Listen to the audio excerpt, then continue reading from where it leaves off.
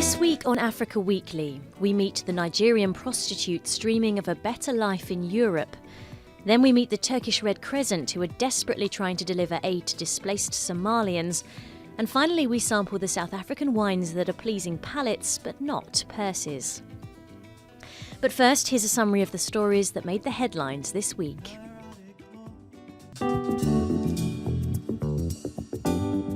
Tens of thousands of protesters marched through South African cities demanding President Jacob Zuma's resignation. Zuma's sacking of respected Finance Minister Pravin Gordhan last week has fanned public anger, divisions within the ruling ANC party, and a sharp decline in investor confidence in the country. A second rating agency downgraded the country's debt to junk status. At least 3 people were killed and 3 others wounded when mortar shells landed on their home in Mogadishu. The attack came days after a car bomb at a restaurant left 7 people dead. Somalia's new president has offered al-Shabaab militants a 60-day amnesty. Fighters who give themselves up would receive training, employment and education. The Gambia's United Democratic Party emerged victorious from decades in opposition to take its first absolute majority, as support for former leader Yahya Jammeh's party collapsed. Official election results revealed the UDP won 31 of the 53 available elected seats, while Jammeh's party shrank from 43 elected seats to just 5. Congo's President Joseph Kabila named Bruno Tshibala as his new prime minister to end months of political unrest. This is in line with a peace deal struck in December with the opposition after Kabila refused to step down at the end of his second mandate.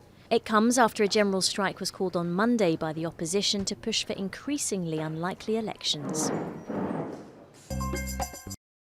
French Foreign Affairs Minister Jean-Marc Ayrault and his German counterpart Sigmar Gabriel met in northern Mali to meet MINUSMA soldiers. This comes just days after a new jihadist alliance claimed responsibility for an attack that killed 3 members of Mali's security forces. Sierra Leone said it was extending the bidding for a massive 709-carat diamond found by an evangelical preacher last month, after the government received only 6 offers for the gem. Bids will now be accepted until the 10th of May, in particular to allow more time for potential buyers from Belgium, Israel, South Africa and the United Arab Emirates.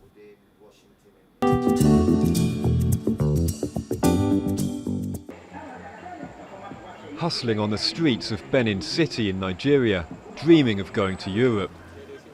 Desperate to escape poverty at home, the women here are easily lured by promises of jobs in Italy or France. The reality, whether in Palermo or Paris, is selling sex for as little as 5 to 10 euros a time. Maybe I get there, I will marry and have children and live normal life, not to go there to hustle again, because there the hustling is not very easy. It's between life and death. Last year, 37,500 Nigerians crossed the Med on their way to Europe. Most were from Benin City, many destined for sexual slavery in the hands of the human traffickers. Miracle spent 8 years in Italy as a sex worker, but even now, the mother of 2 says it's her dream to return, to escape the misery of her country.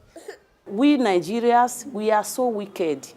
Only the richest ones, they know. But the poor ones, they are dying for the poverty. With the Nigerian economy struggling, euros sent back to families at home can go a long way. I don't regard these people as victims of people deceiving them to get. They wanted to go. And disregarding all risk, all moral implications, all values, they want to go because they know when they come and have something to show, building houses, driving flashy cars, nobody questions, how did you make the money? Victims or not, the women are unworldly, poorly educated, and searching for a way out of poverty. Whichever way they look, home or abroad, it's a stark choice.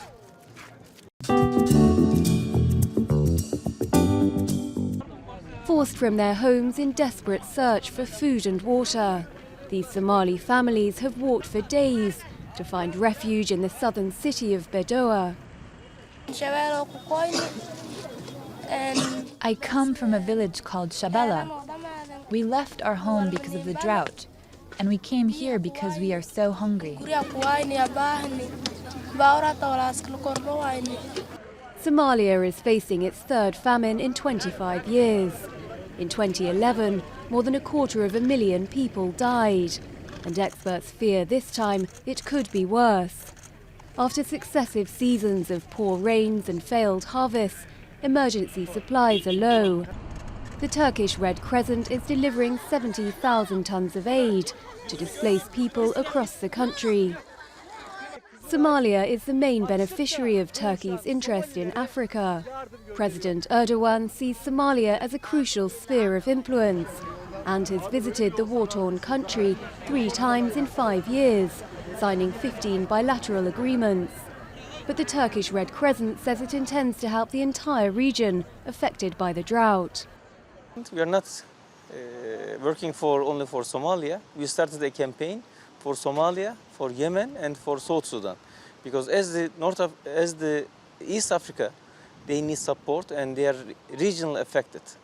It's estimated that 6.2 million people, more than half of Somalia's population, are in need of emergency food aid. And the crisis is worsening, with more than 300 deaths from cholera and diarrhea since the beginning of the year.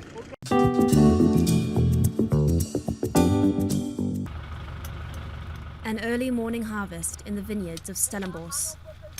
Some of South Africa's best wines have been grown on these rolling hills for over 350 years. But as praise from critics pours in, price tags are bottoming out, with customers reluctant to pay over $20. There's just this notion that South Africa doesn't produce wines at the same price point. If you look at the ceiling of South African wines, I would say red wines, probably people are not keen to spend more than 400 or 500 rand, and white wines 200 to 300 rand as a ceiling, which puts the average way down. The Vinpro Winemakers Association says 40% of its 3,200 members are running at a loss. In just the last decade, some 900 have quit the business altogether. South African wines are often viewed as value for money. It's the way that it was introduced when we were exposed to the international market again. And that has become a burden because South African wines are not just value for money, they are often exceptional wines that deserve higher prices. The wine industry here employs some 300,000 people and in 2015 contributed nearly $2.8 billion to the GDP. But few South Africans even drink wine, and experts say tapping into the black middle class and the rest of the continent is vital. The black middle class now, in purchasing power terms, is bigger than the white than the purchasing power of the white population. So if you're sort of cutting more than half of your market off and saying, you know, we're not going to sell to them or we can't sell to them, then you're cutting yourself off from a large proportion of what you need to sort of save the industry.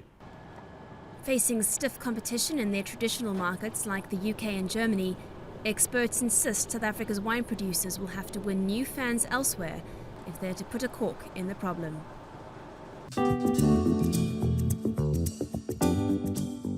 Ethiopia's former Boston Marathon winner Lalisa de Caesar is one of 3 elite runners chosen by American sportswear giant Nike to attempt to run 42.195 kilometers in under 2 hours. I didn't think it's crazy, but I was happy because I am also believing that human beings has no limitation, and I was happy for the project. Next week, we visit the much-neglected South African city of Durban, which is being given a facelift after years of neglect and violent crime. That's all from us at Africa Weekly. Until next week.